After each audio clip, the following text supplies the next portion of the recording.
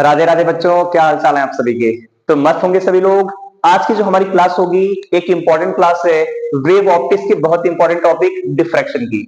इसमें हम उतना पढ़ेंगे जितना एनसीईआरटी के सिलेबस में है और जो कि बोर्ड एग्जाम में क्वेश्चन इसके आते हैं। और क्लास के साथ में बोर्ड एग्जाम के जितने इंपॉर्टेंट क्वेश्चन है प्रीवियस ईयर के, वो सभी भी हम कवर करेंगे। और डिफ्रैक्शन का कोई भी क्वेश्चन कभी आपके एग्जाम में गलत नहीं होगा। तो चलिए स्टार्ट करते हैं आज का टॉपिक डिफ्रैक्शन। अब देखिए डिफ्रैक्शन का मतलब क्या है। लाइट जब किसी शार्प कॉर्नर से टकराती है तो लाइट बेंड हो जाती है। कैसे? देखिए यहाँ पे ये जैसे कोई विंडो है, इधर से लाइट आ रही है। लाइट जाके जब इस विंडो से टकराएगी तो लाइट बिल्कुल सीधे नहीं जाएगी, लाइट यहां से कुछ बेंड हो जाती है। कहां से टकराने पर? जब लाइट किसी शार्प कॉर्नर या एजेस से टकराए। अब लाइट गई इस तरीके से, लेकिन लाइट इस तरफ जाएगी इस तरीके से। तो यही जो लाइट के बेंड होने का तरीका है, फेनोमेना है, उसी फेनोमेना को हम फिजिक्स में क्या बोलते हैं? डिफ्रैक्शन। तो डिफ्रैक्शन समझ में आया क्या है? डिफ्रैक्शन लाइट का एक ऐसा फेनोमेना है जब लाइट किसी शार्प कॉर्नर या एजेस से टकराए और टकराने के बाद लाइट बेंड हो जाए और जो शैडो वाला रीजन उस रीजन में चली जाए, तो इसी फेनोमेना को हम बोलते हैं डिफ्रैक्शन। तो इसकी डेफिनेशन याद होना जरूरी है। क्या होगी इसकी definition? The phenomena of bending of light,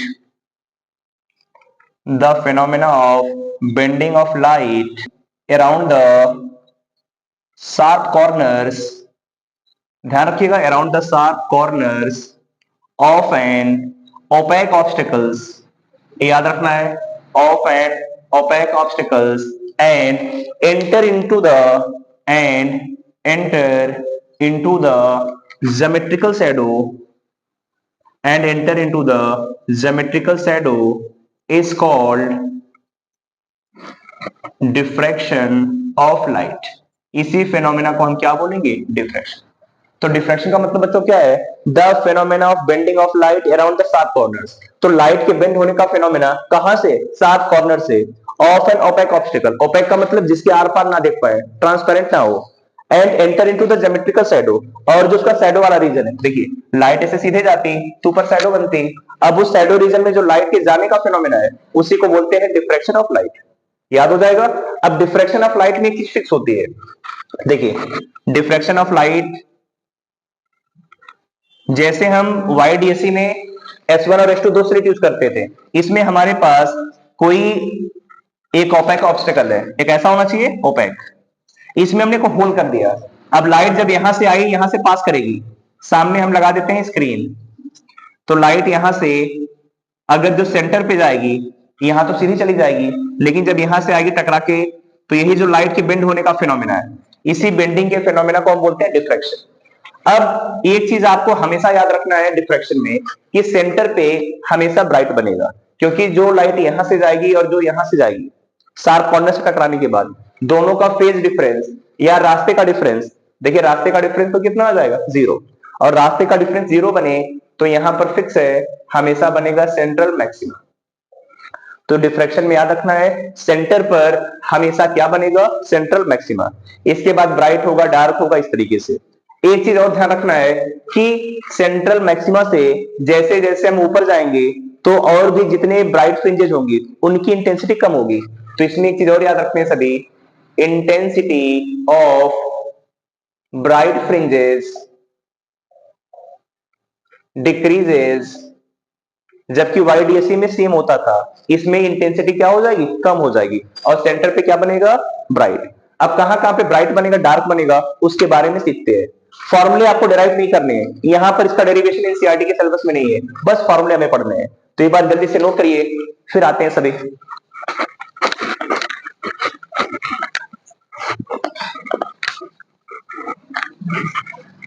चलिए हो गया सभी का।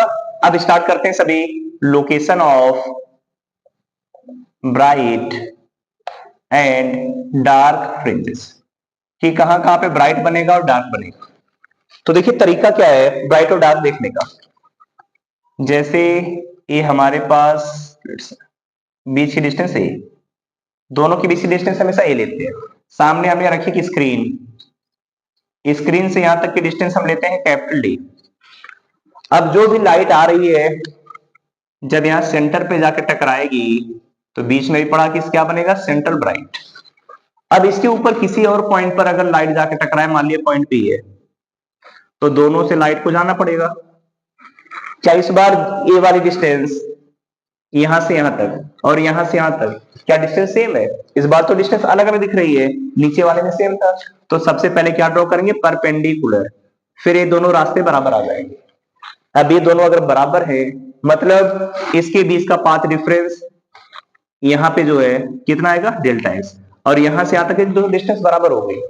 अब यहाँ का पाथ डिफरेंस है, अब इसी पाथ डिफरेंस से या तो ब्राइट बनेगा या डार्क बनेगा, तो उसी के बारे में हमें सीखना है, ब्राइट और डार्क फ्रिंजेस। तो देखिए सबसे पहले हम सीखते हैं यहाँ पर डार्क फ्रिंजेस। डार्क फ्रिंजेस बिल्कुल वाई डीएससी का उल्टा होगा। अब हमने वाई डीएससी में क्या पढ़ा था कि nth ब्राइट की वैल्यू आती है N D lambda by small D, और nth डार्क की वैल्यू आती है 2n-1 D lambda by 2d। यहां तो उल्टा हो जाएगा। जब बात हो डार्क फ्रिंजेस की, तो डार्क फ्रिंज में ब्राइट वाला आएगा, nth डार्क की value N D lambda by small D, nth bright N D lambda by small D. ध्यान क्या रखना है कि n की स्टार्टिंग 1 से होगी, 1 2 3 4 इस तरीके से। और पाथ डिफरेंस की बात करें डेल्टा एक्स, तो यहाँ पाथ डिफरेंस कितना आता था, n इंटू लैम्डा, वही वैल्यू यहाँ पे आएगी n इंटू लैम्डा। लेकिन n की स्टार्टिंग 1 से होगी, तो 1 रखने पर डेल्टा एक्स की वैल्यू लैम्डा 2 लैम्डा।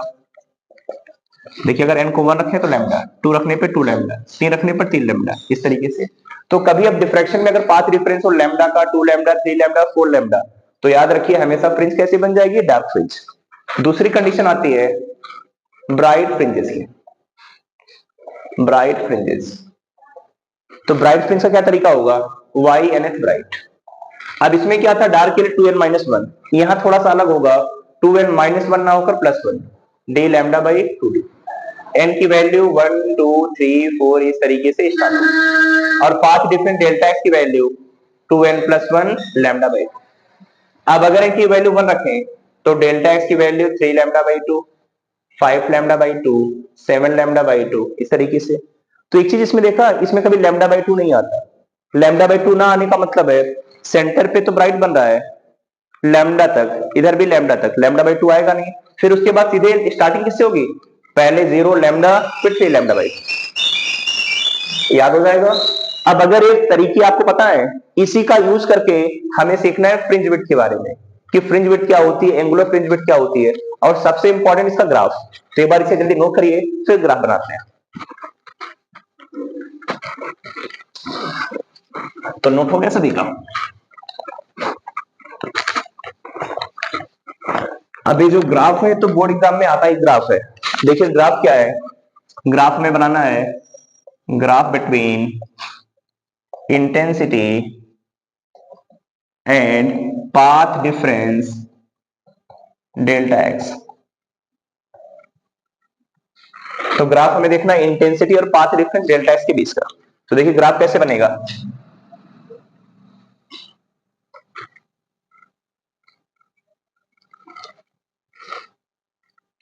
सेंटर पे कितना आ जाएगा, 0, ठीक है। अब 0 के बाद में सबसे पहले हम बनाते हैं इस तरफ लैम्डा, इधर minus lambda, 2 lambda 3 lambda 4 lambda, इस तरीके से बनता चला जाएगा 5।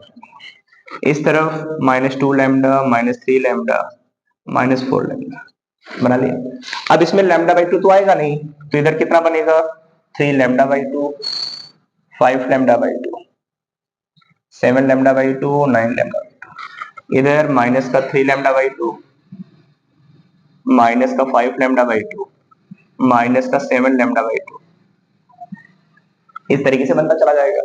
अब बात करते हैं इंटेंसिटी। इंटेंसिटी ज्यादा कहां पर होती है, तो बताया तो जो सेंट्रल ब्राइट है इंटेंसिटी सबसे ज्यादा होगी, तो सेंट्रल ब्राइट पे इंटेंसिटी सबसे ज्यादा बनाते हैं। और अभी क्या सीखा था, जो ब्राइट वाला होगा,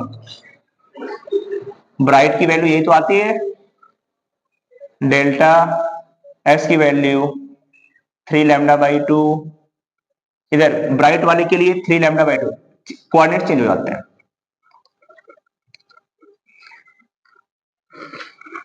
माइनस लैम्डा 2 लैम्डा। अब बताइए जैसे यहां पर हम बात करें डार्क की, तो डार्क अभी हमने पीछे सीखा था कि डार्क की वैल्यू आती है लैम्डा 2 लैम्डा 3 लैम्डा, और ब्राइट की वैल्यू बनेगी 3 lambda by 2, 5 lambda by 2, 7 lambda by 2। इन्हीं क्वांटिटी पे तो बनता है। अब देखिए 0 पर मैक्सिमम है, ये सेंटर वाला पार्ट है मैक्सिमम। फिर लैम्डा, लैम्डा पे देख रहे हैं इंटेंसिटी 0 आ गई, मतलब डार्क हो गया। फिर आगे 3 लैम्डा बाई 2, 3 लैम्डा बाई 2 पर ब्राइट, लेकिन इंटेंसिटी कम हो जाएगी, और 2 लैम्डा पर फिर 0। फिर आगे गए इस पर ब्राइट 5 लैम्डा बाई 2, 3 लैम्डा पर फिर डार्क 0। फिर और आगे गए इस पर ब्राइट, इस पर वैल्यू डार्क 0। फिर और आगे जाएंगे इस तरीके से, तो वैल्यू डिक्रीज होगी। इस तरह भी सेम उसका उल्टा बन गया। ये ग्राफ बन जाएगा इंटेंसिटी और पाथ डिफरेंस का। बहुत इंपॉर्टेंट ग्राफ है, अच्छे से आना चाहिए सभी। अब इसमें दो तीन छोटी छोटी चीजें हैं, जैसे कि आपसे पूछा जाएगा कि फ्रिंज, या इस तरीके से सेंट्रल फ्रिंज विड्थ कितनी आएगी, सेंट्रल फ्रिंज विड्थ। तो जैसे आप ये वर्ड सुनेंगे तो आपको समझ में आता है फ्रिंज विड्थ होती है दो ब्राइट या डार्क के बीच की डिस्टेंस। सेंट्रल फ्रिंज विड्थ मतलब सेंटर पे दोनों जो डार्क है या ब्राइट है की बीच की डिस्टेंस। तो देखिए यहां से यहां तक की डिस्टेंस कितनी है, 2 लैम्डा। तो सेंट्रल फ्रिंज विड्थ की वैल्यू कितनी आ जाएगी, 2 lambda. Central fringe width 2 lambda, कोई दिक्कत? सेंटर से फ्रिंज की विड्थ कितनी, 2 लैम्डा। फिर आता है फ्रिंज विड्थ। तो फ्रिंज विड्थ तो सभी के लिए सेम है, देखिए बाकी सभी के लिए 2 लैम्डा में से लैम्डा जाएगा लैम्डा, 3 में से 2 जाएगा लैम्डा, 4 में से 3 जाएगा लैम्डा। तो फ्रिंज विड्थ कितनी आ गई, लैम्डा। कोई दिक्कत? और अगर यहीं पर पूछ लिया आपसे एंगुलर फ्रिंज विड्थ, तो कुछ नहीं करना, लैम्डा है। लैम्डा में दो स्लिट के बीच की डिस्टेंस कितनी होती है, स्मॉल ए। तो एंगुलर फ्रिंज विड्थ आ जाएगा लैम्डा बाई ए। और बात हो अगर सेंट्रल एंगुलर फ्रिंज विड्थ, तो फ्रिंज विड्थ यहाँ 2 लैम्डा है, 2 लैम्डा बाई ए। इतने ही पॉइंट आपको इसमें तैयार रखने हैं। तो ग्राफ समझ में आ गया, ए पॉइंट समझ में आ गया। अब इससे एक क्वेश्चन बनता है कि what is the ratio of central fringe width to the other fringe width. तो दिख रहा है ratio of central fringe width to other fringe width. क्या रेशियो दिख रहा है, सेंट्रल का कितना है 2 लैम्डा, अदर का लैम्डा, तो कट के कितना आएगा रेशियो, 2:1। तो कभी कोई क्वेश्चन आ जाए सेंट्रल फ्रिंज विड्थ का अदर विड्थ से कितना रेशियो आएगा, तो हमेशा और हमेशा रेशियो आता है 2:1। तैयार हो जाएगा सभी का, बहुत इंपॉर्टेंट टॉपिक है तैयार करने के लिए। तो जल्दी से नोट करिए। फिर आते हैं, हम सीखेंगे एक क्वेश्चन और बनता है कि इंटरफेरेंस और डिफ्रैक्शन में क्या डिफरेंस होता है। तो जल्दी नोट करिए सभी।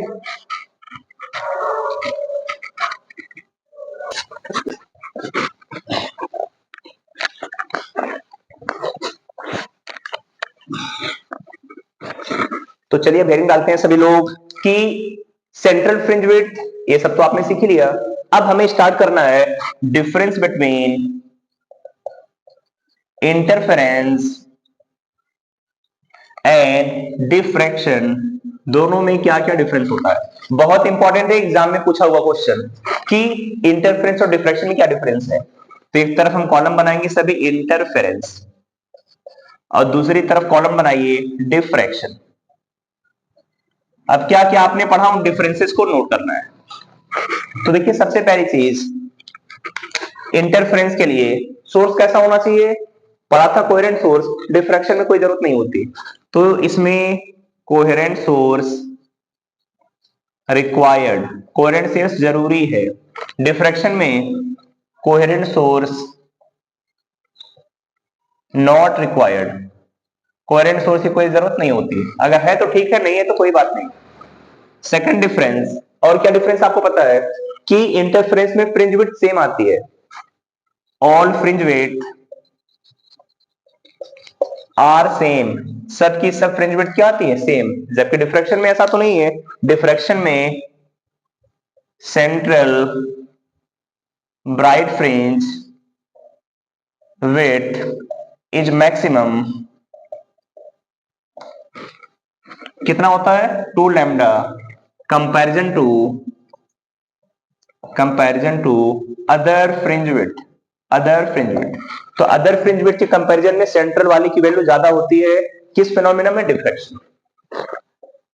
थर्ड प्रॉपर्टी, डिफ्रैक्शन में देखिए आपने सीखा था कि डिफ्रैक्शन में सेंट्रल वाला सबसे ज्यादा ब्राइट होता है, बाकी इंटेंसिटी डिक्रीज होती है। लेकिन इसमें क्या है, सबकी इंटेंसिटी सेम आती है। तो इसमें क्या है, ऑल द मैक्सिमास, जितने भी मैक्सिमा है, मैक्सिमा का मतलब bright, all the maximas are same intensity, सभी मैक्सिमास की इंटेंसिटी सेम होती है। कितनी होती है?